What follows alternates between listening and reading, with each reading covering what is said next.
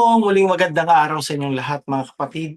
Ito po muli ang inyong lingkod at kapatid sa pananampalataya, si Pastor Lino Magtibay po ng Father's House of Europe.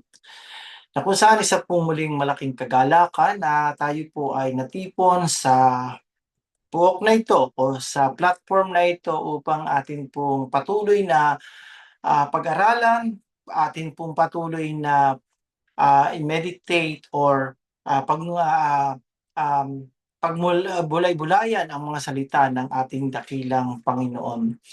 At isang katulad po ng sabi ko, isang muling malaking kagalakan na tayo po ay nagkasama-sama sa pamamagitan ng ganitong platform upang may bahagi po yung mabuting balita ng ating dakilang Panginoon.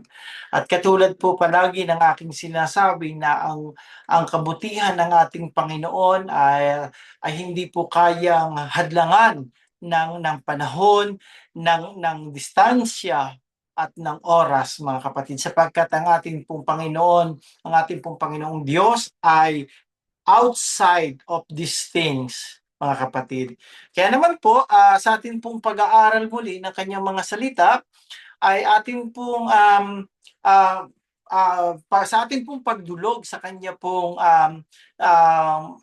presensya, ay dapat po ay ating pong maranasan yung pagpapatawad ng ating dakilang Panginoon. Ano po yung ibig ko sabihin?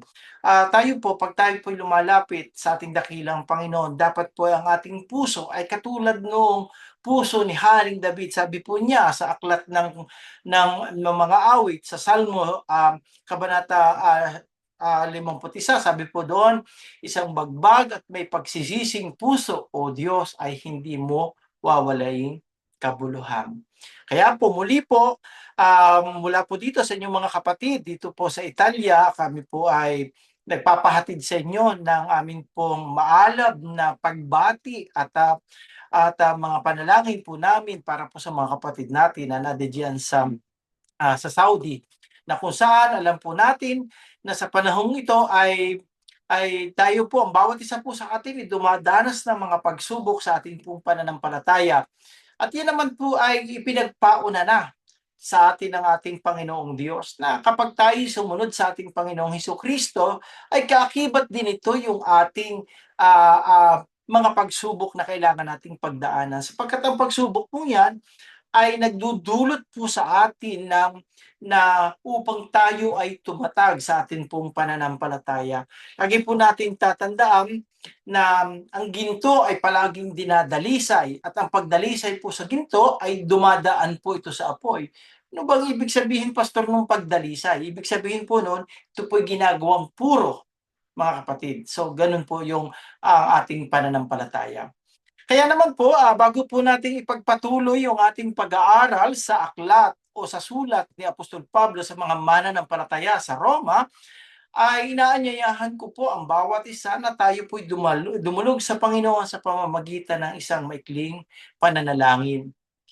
O Ama naming Diyos na makapangyarihan, Ikaw ang Diyos na may lalang ng langit at ng lupa, at Ikaw rin, Panginoon, ang may bigay ng buhay na aming pong taglay, Panginoon. Nagpapasalamat po kami, Panginoon, sapagkat sa kabila na kami makasalanan, Panginoon, kami inibig mo, ibinigay mo yung bugtong na anak na aming Panginoon, tagapagligtas na si Jesucristo, at hinayaan mo na ang kanyang dugo ay siyang maging panlinis sa aming pong mga kasalanan. Panginoon, kami po'y nagpapakababa sa iyong harapan. Tulungan mo po kami at kami po iyong linisin. At iyo pong buksan, Panginoon, ang aming pong mga puso upang aming maranasan, Panginoon, ang iyo pong biyaya, at maranasan po namin ang aming pong paglaya, buhat po sa kasalanan at sa hibo ng sanlibutan ito, Panginoon. Sinasamo ko po, Panginoon, na ilagay mo ang iyo pong mga salita sa aking isip, sa aking puso at sa aking mga labi, upang ang mga bagay na sa aking babanggitin, Panginoon, tanging mga salitang makapagbibigay po, Panginoon, ng kaluwalhatian sa iyo pong pangalan at makapagpapatibay sa mga kapatid, Panginoon. Ito po ang aking samo at dalangin sa matamis na pangalan ng iyong anak na si Jesus, kasama ng Banal na Espiritu Santong naghahari ngayon at magpakailanman. Amen and Amen. Katulad po ng nabanggit ng inyong abang lingkod, ipagpapatuloy po natin ngayon yung ating pong pag-aaral sa sulat o sa pastoral letter ni Apostol Pablo sa mga mananampalataya sa Roma. Let us consider ourselves na tayo yung mga tiga-Roma sa panahon ngayon, sa makabagong panahon, na tayo po ay pinadalahan ng liham ni Apostol Pablo na kung saan ay kanyang tinatalakay yung biyaya ng Panginoon. Kaya nga po ang titulo ng ating pong pag-aaral simula nang ito sinimulan ay The Gospel of Grace, mga kapatid. Kaya naman po, allowed me to continue at naroon na po tayo sa chapter 8 ng Romans na kung saan atin pong hihimayin, atin po pag-aaralang mabuti ano ba yung nais ipahatid sa atin ng ating dakilang Panginoon. And let me remind everyone, including myself, that this study that we are doing, it is not just only to attain a head knowledge, but rather in order for us to have a point of reference on how we can live victoriously and how to have how to experience yung grace ng ating dakilang Panginoon. Kaya naman po atin pong tunghayan, atin pong um, basahin ang kabanata 8 ng sulat o yung pastoral letter ni Apostol Pablo sa mga taga-Roma na ganito po ang sinasabi. Sabi po ay ganito, mga kapatid.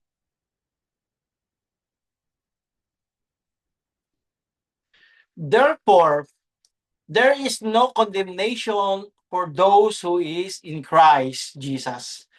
Because through Christ Jesus, the law of the Spirit who gives life has set you free from the law of sin and death.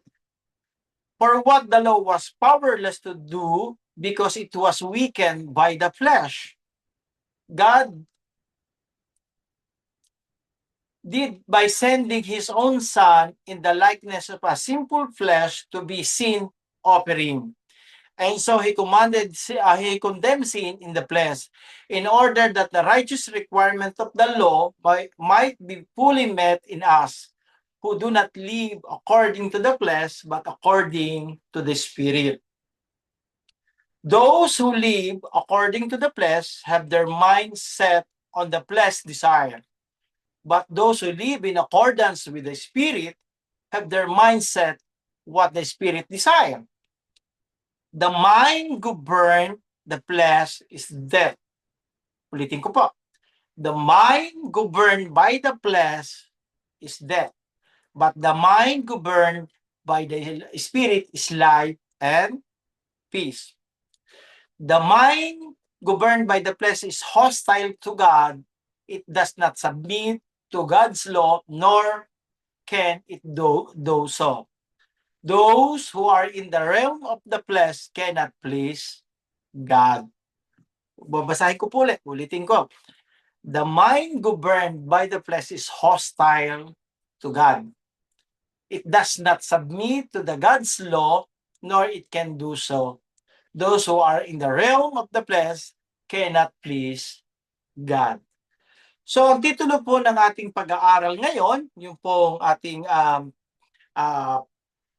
tatalakayin, yung pagninilayan po natin ngayon, ay ito pong salitang to. Sabi po dito, therefore, there is now no condemnation. So, pag-aralan po natin, bakit po ganito yung pagkakasabi? I am not good in sa English grammar, hindi po ako ganun kahusay o kagaling. Kaya po, sinisikap ko po itong ipaliwanag sa pamamaraang atin pong mauunawa ang mabuti.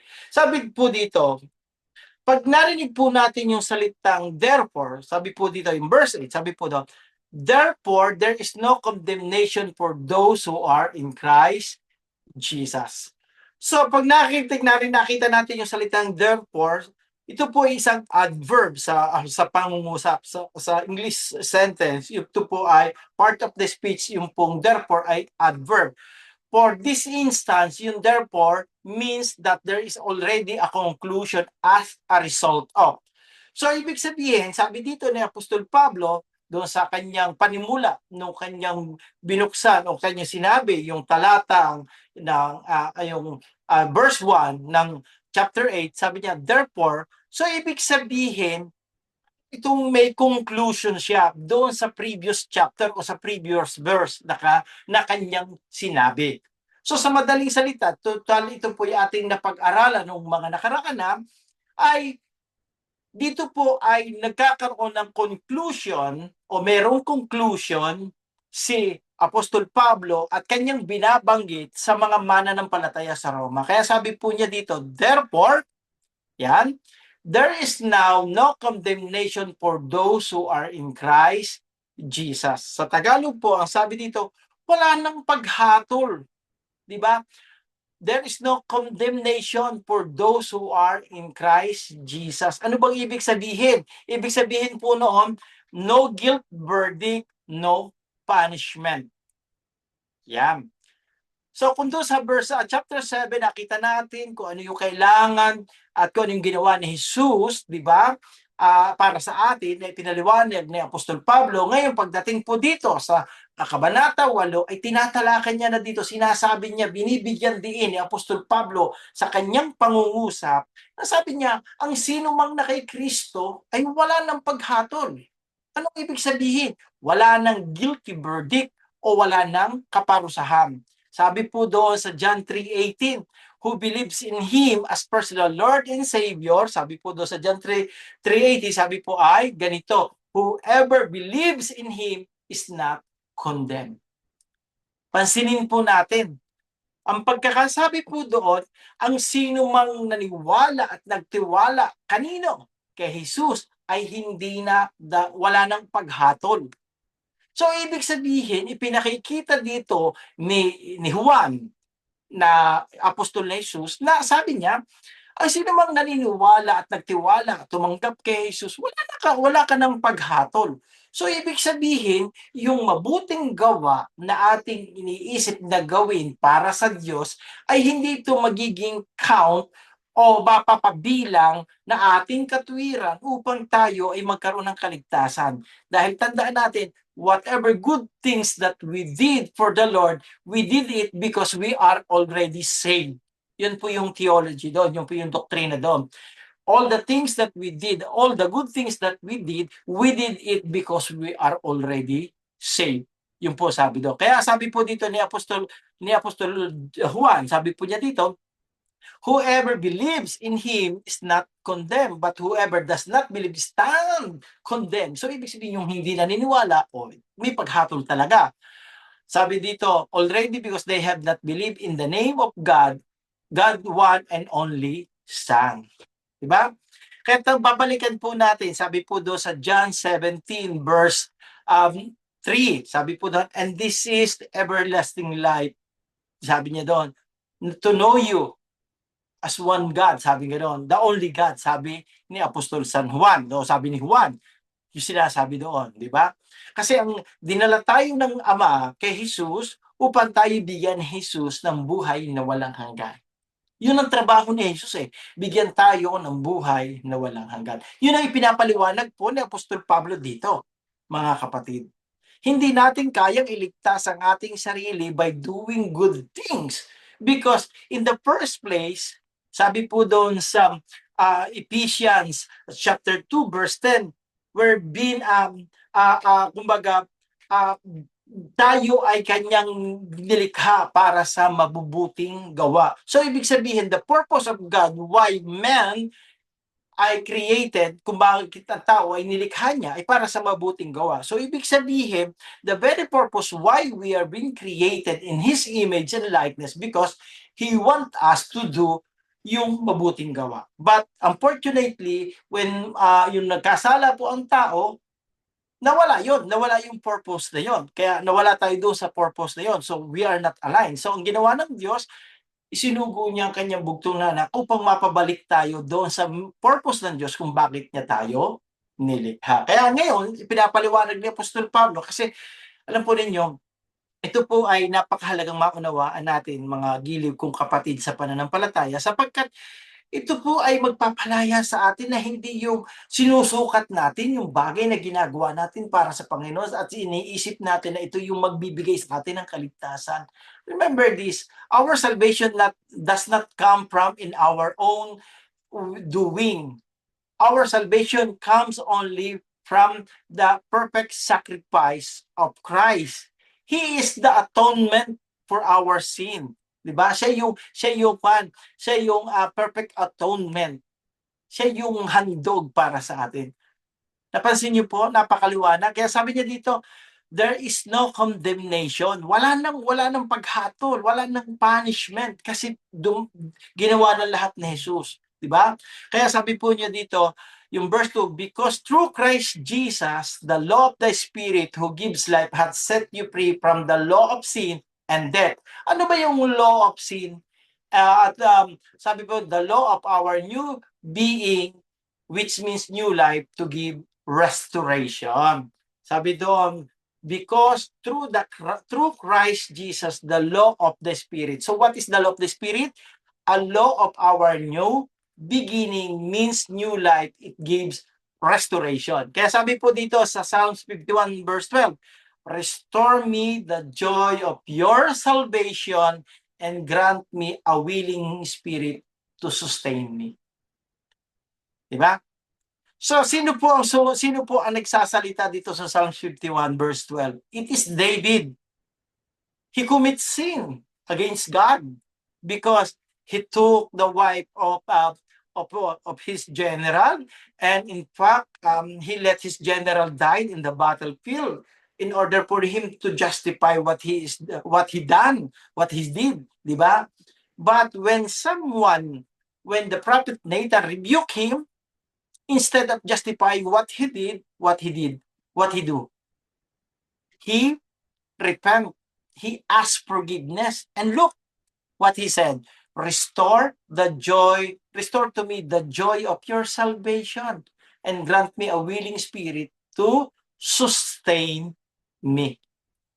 So, nangangahulugan pala, mga kapatid, dito, na when we have, nung tayo ay lumaya na, at naroon na tayo sa law o do sa batas ng banal na espiritu, that means new life, new beginning and restoration. Kapag nagkasala tayo, nawawala yung joy of our salvation, and that is true. 'Di ba, sometimes if we alam niyo po, mga kapatid, even though that sometimes when we are hurting because we commit sin, even though that we smile, deep inside in our heart, nandoon po yung pain, 'di ba? Nandoon po yung pain, nandoon po yung hapdi, 'di ba? Nandoon po yung guilt feeling. But tingnan po natin yung sabi dito, restore the joy of your salvation and grant me a willing spirit. Willing spirit to sustain me.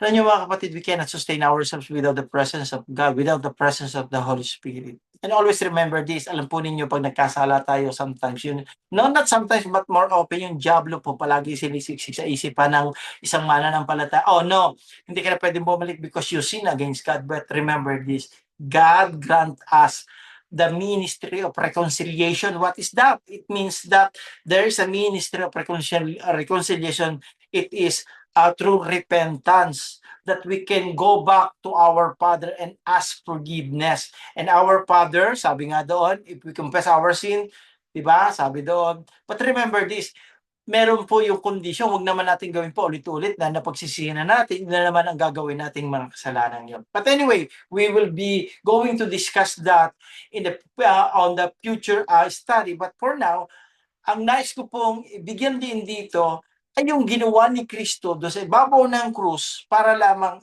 sabihin sa ating mananampalataya ngayon na tanging siya lang, tanging yung lahat na kay Kristo, wala ng condemnation. Diba? If we really in Christ, sabi nga po noong nakaraang Sunday when we have our worship service, one of our guest pastor who give the talk also, sabi po niya, there is a big difference between you know Christ and you are in Christ. Yeah, you only knew Christ, but you are not in Christ. There is a big difference, and truly, I truly agree with that. Kasi most of the Christians, so-called Christian, they know Christ, but they were not in Christ. Dahil if they were in Christ, alam po ninyo mga kapatid, yung buhay ng isang taong na kay Kristo ay day by day nagkakaroon po ng sanctification. Okay, so let us continue po. Sabi po dito, yung verse 3, for what the law has powerless to do because it was weakened by the flesh. What does it mean? That it is overcome sin and remove its penalty, its power. So anong ibig sabihin po?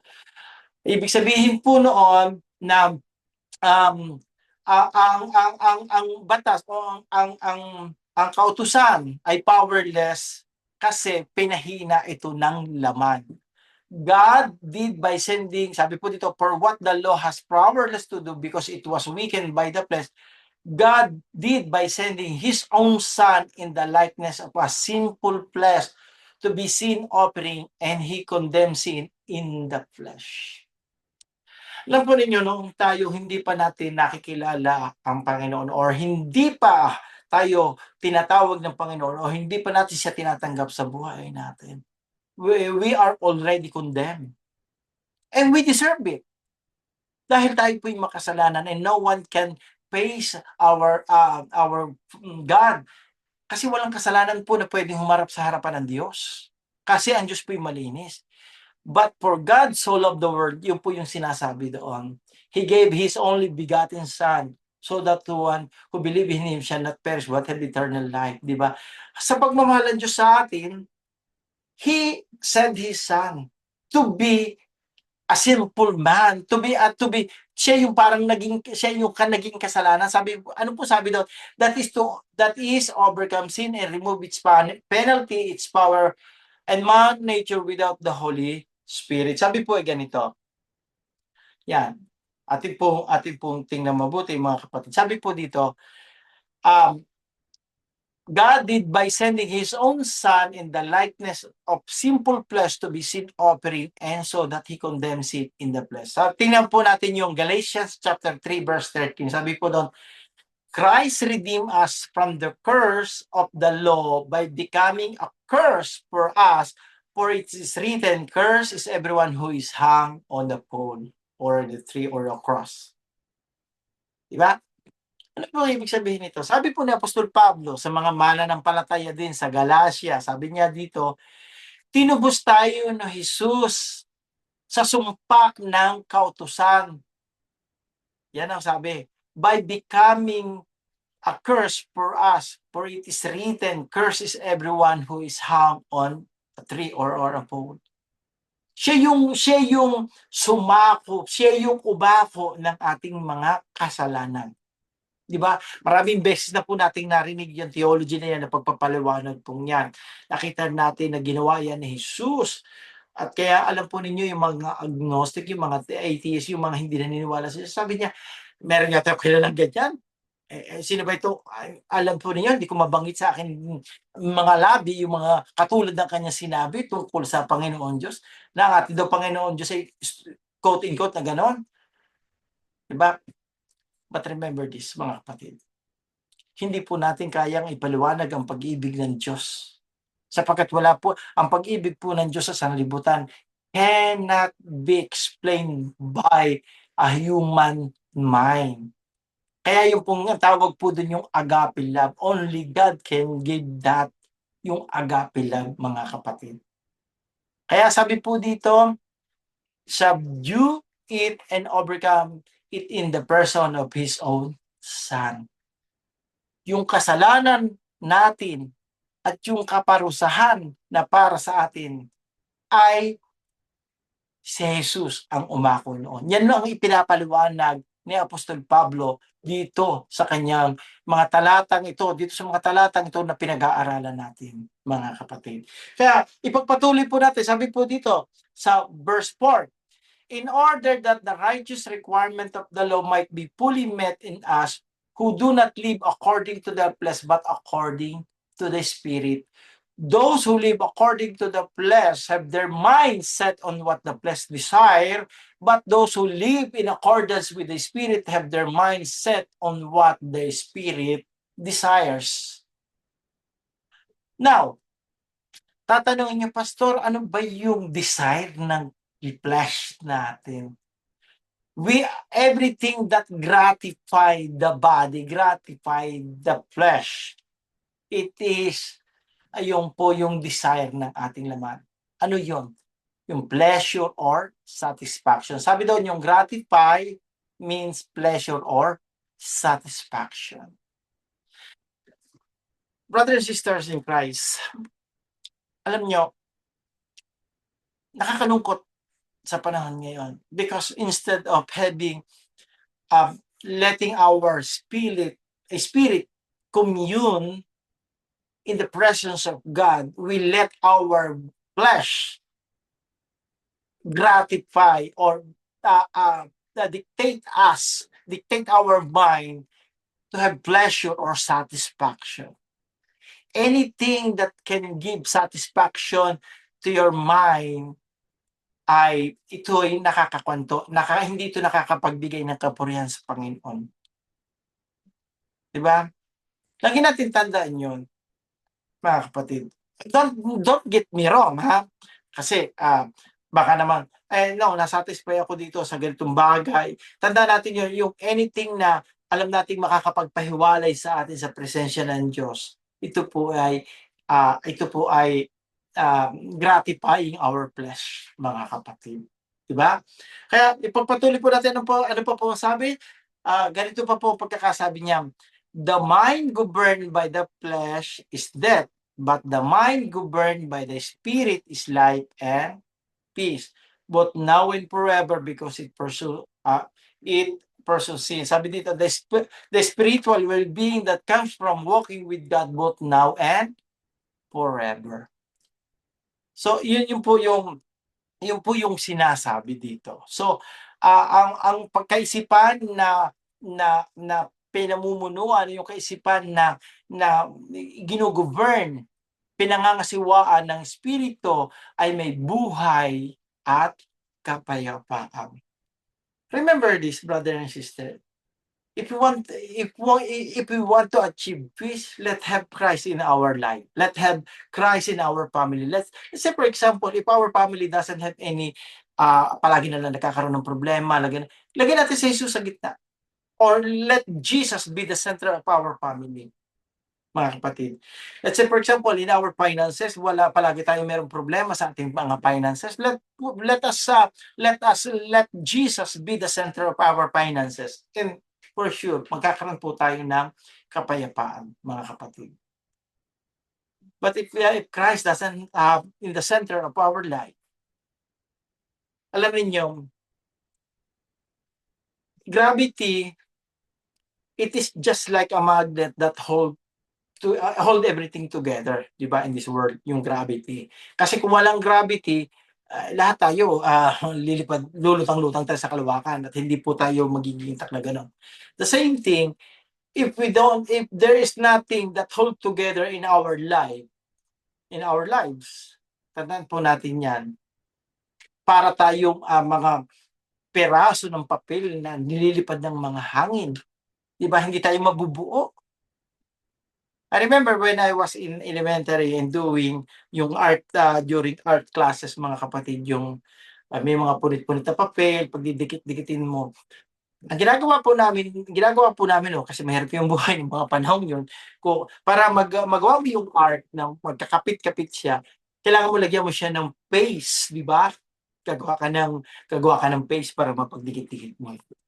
Di ba? At pag nagdikit-dikit doon mo palang makikita yung kabuuan. Same thing sa buhay po natin. Without Christ in our lives, hindi po makikita ang kabuuan kung sino tayo. Hindi natin makikita ang kabuuan natin ating sarili kung wala si Kristo. Because only Christ, only God can hold together sa buhay po natin, mga kapatid. He can give peace, He can give healing, He can give restoration, He can he can give us all na yung anong atin pong finances and everything. He is the one. He is the one, mga kapatid. Kaya sabi po dito, the mind governed by the flesh is hostile to God. It does not submit to the law, nor can it do. Ito po ninyo. Sabi po doon sa Psalms 53 verse 1, the fool says in their heart, there is no God. They are corrupt, their ways are vile. There is no one who does good. Kapag po ang isip ng isang tao ay sinasabing hostile to God. Alam po ninyo, ito yung mga tao, hindi lang nagsasabi yung dinidinay talaga ng Diyos. Kasi maraming mga Kristiyano din na they profess God, they profess the name of Jesus, but the way of life, the way they live their life ay in contrary to what they are professing. These people also fall in this in Psalms 53 verse 1. Ano tawag? Fool. Fool. Sa Tagalog po, mangmang. Diba? Mangmang. Ang tawag po doon. Hindi mo man sinasabing directly na walang Diyos. But your action demonstrate that there is no God. Because if you believe that there is God, you will not do things that can violate yung nais ng Diyos, that the things that can na makakagawa ka ng bagay na hindi mag-glorifying sa harapan ng Diyos. Anong tawag doon ng Bible? The Psalms 53 verse 1, sabi po ay fool. Mangmang ang tawag po doon. Sakit po noon, ano? And right now, I would like to say this. Sa gitna po ng mga komunidad na Kristiyano, marami pong ganyan. They thought they were know Jesus. They thought they know God, but and actually they studying the Word of God. Anong sabi ni Apostol Pablo kay Timoteo? Laging nagsisipag-aral ngunit hindi nakaabot sa pagkatuto.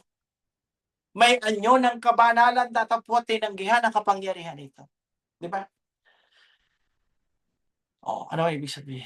Alam po ninyo, kung nag-aaral po talaga tayo at tayo ay nais nating mag-anyong banal, dapat po yung kapangyarihan ng kabanalan nasa sa atin. At ano po yung kapangyarihan? Yung transforming power of God. Dapat nasa atin po yun. Dapat natatransform po tayo araw-araw. Day by day. Kaya nga po narito pa tayo sa lupa because God is continue giving us an opportunity to sanctify ourselves. Mga kapatid. Because our glorification, we cannot achieve our glorification. We cannot have our glorification here on earth because earth is our place where we can sanctify ourselves. And our glorification came when we face our Creator. So, ano po ninyo mga kapatid? God is very gracious because He's still giving us an opportunity to sanctify ourselves day by day. Not to the point na magiging literal po tayo. Alam po ninyo mga kapatid, isa pa rin po yan, yung pagiging literal natin, di ba? So, ingatan po natin yan, mga kapatid. So, yung last verse po, ating pong pag-aralan. Sabi dito, those who are in the realm of flesh cannot please God, living a life that caters us to simple appetite and impulse. Ito yung mga tao that na kinikater natin yung simple appetites and impulse. Appetites and impulse, di ba? Tingnan po ninyo, pansinin po ninyo yung pagkakasabi, yung appetites. It once we hear the word appetites, it derive or it pertain doon sa gusto nating sa pagkain, di ba? Pag sabi, I lost my appetite, di ba? Parang nawala ka ng gana, nawala ka ng panlasa, di ba? Kasi alam po ninyo, dapat magkaroon tayo ng gano'n. Hindi yung sa material food, but bawalan tayo ng panlasa do'n sa kasalanan, 'di ba? And always remember this, gawin po natin kung ano yung pinagagawa sa atin ng Panginoon. Alam niyo, ganito po yan, eh. Alam po ninyo ang church po natin, yeah, we are few in numbers, that's okay. It doesn't matter how many we are. What matters most is that our heart, if it is right in the eyes of God. Ito po yung palagi ko sinasabi, and this is, for so many years I've been serving the Lord, and I saw so much na, alam ninyo, when we serve God, it is a privilege for us to serve the King of Kings and Lord of Lords, 'di ba? Pribilehiyo po natin 'yan. And do not let yung mga bagay na nakikita lang ng ating mata yung magpapahina ng ating pananampalataya. Alam po ninyo ang Potter's House, kahit po kaunti lang tayo, kaunti pa lang tayo at very limited yung resources natin, it doesn't matter because unang-una mga kapatid, God is the one who make the growth. He is the one who make the growth, 'di ba? Siya yung magpapalago. So it is not our department po 'yan mga kapatid, 'di ba? Ano pa? And ang ating pong departamento, yung pong pagbutihin natin yung ating sarili. The things that God has commanded us to do, and that is to sanctify ourselves, 'di ba, mga kapatid? Yung ating um, palaging um, ah, makita yung sarili natin sa punto de vista ng ating dakilang Panginoon. Alam po ninyo, ito po ay ang ating pong pag-aaral ay atin muna pong puputulin dito po sa kabanata o sa talata nito.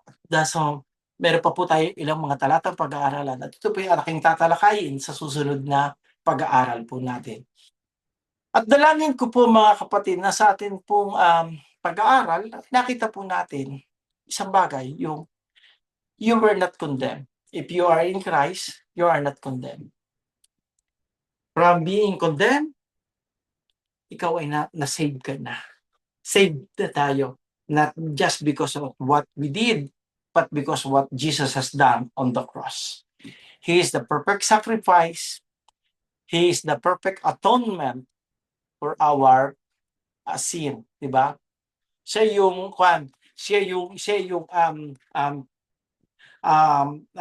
malinis na handog para sa ating mga kasalanan. Kaya mga kapatid, sa muli po nating pagkikita, sa muli po nating pag-aaral, sa susunod na Biyernes po, ako pa rin po ang inyong lingkod, ang magbabahagi sa inyo ng mga salita ng Diyos. At bago po ako magtapos, ang nais ko po ay humingi ng panalangin para po sa ating gawain dito po sa Italia, na medyo meron po tayong hamon na kinakaharap, sapagkat ang inyo pong abang lingkod ay hindi po tayo gumagamit ng wikang Ingles or wikang Tagalog sa pagpipreach, because most of our attendees here, they don't understand English or even Tagalog, because we have some attendees which is local and they only speak in Italian. Kaya po sa every Sunday ay ako po ay ating pong preaching ay Italian, mga kapatid. And alam niyo mga kapatid, isama niyo po kami sa panalangin as what I'm doing, that I'm always including ang mga mananampalataya, mga kapatid po diyan sa Arabia, mga kapatid po natin sa Toronto, gayon din po sa Missouri, at ang ating pong minamahal na pastor na si Pastor Jay, ay patuloy po nating ipagpanalangin, sapagkat napakahalaga po na meron po tayo katulad ni Pastor Jay na gumagabay sa amin pong mga pastor, mga kapatid, na tunay po kailangan po namin ng isang ama na magpapatuloy, na magpapaalala at magpapalakas po. At alam po ninyo, bilang mga pastor, bilang po isang pastor katulad po ni Pastor Marvin, ang kalakasan po namin ay yung makitang ang mga miyembrong tulad po ninyo ay nagpapakalakas sa pananampalataya. Nais ko pong ipaalaala sa inyo mga kapatid dito, and let me grab this opportunity to open my heart to everyone, that when we see one of our members or some of our members is hurting, kami pong mga pastor ay nasasaktan din. In fact, nandoon po yung silent cry sa puso po namin, and we are asking and begging God to meet the needs of those who is hurting, to those who are kung yung may sakit o yung mayroong financial problem or yung naliligaw na landas. Kami pong mga pastor yung pong unang naaapektuhan. You know why? Because we want them to see yung Diyos, mga kapatid. So please, please, pray for your pastor, pray for the church. Huwag po ninyong yung pong paglago, huwag po ninyong yung pagdami ng miyembro. Hindi po natin tungkulin yan, tungkulin po yan ng Diyos. If we faithful to what God has entrusted to us, He is much more faithful than us. I mean, He can multiply, di ba?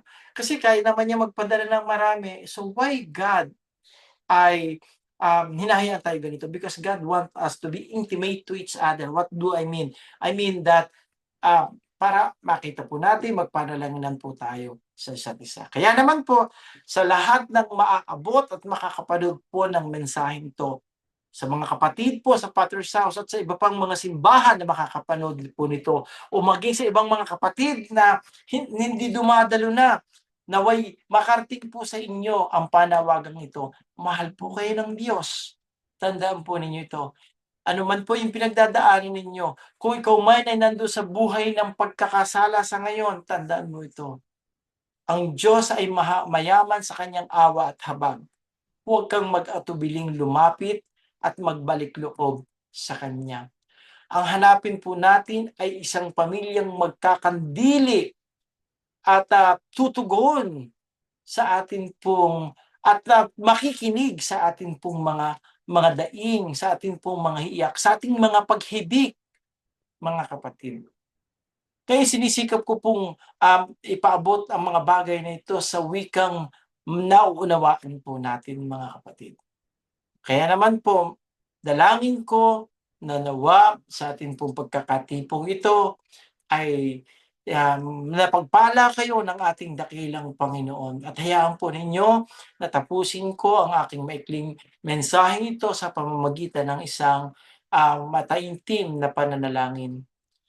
O Ama, salamat po Panginoon sa iyo pong kadakilaan. Salamat po sa mga katotohanan na amin pong naunawaan that truly indeed you said, O Lord God, that there is no condemnation to those who is in Christ.